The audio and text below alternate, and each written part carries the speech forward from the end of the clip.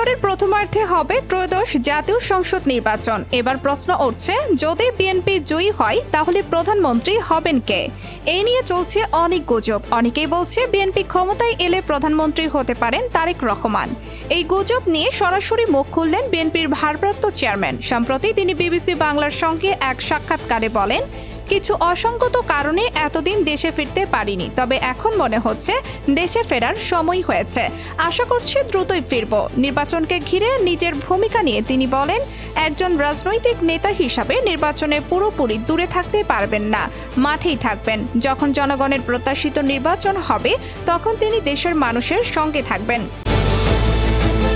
প্রধানমন্ত্রী হবার সম্ভাবনা নিয়ে প্রশ্ন করলে তারেক রহমান বলেন, এই সিদ্ধান্ত বাংলাদেশিদের। জনগণ চাইলে আমি প্রধানমন্ত্রী হতে পারি, তবে নিশ্চিত করেছেন তিনি নির্বাচনে অংশ নেবেন। যদি বিএনপি নির্বাচনে অংশ নেয় এবং ক্ষমতায় আসে, প্রধানমন্ত্রী পদে তারেক রহমানকে দেখা যাবে কিনা এ বিষয়ে সরাসরি বলেন, এই সিদ্ধান্ত দল নেবে এবং জনগণের ওপর নির্ভর করবে। অন্যদিকে দলের চেয়ারপারসন খালেদা জিয়ার নির্বাচন বা রাজনীতিতে অংশ নেওয়া নিয়ে তিনি বলেন, তার শারীরিক পরিস্থিতি নির্ভর করছে অসুস্থতার ওপর।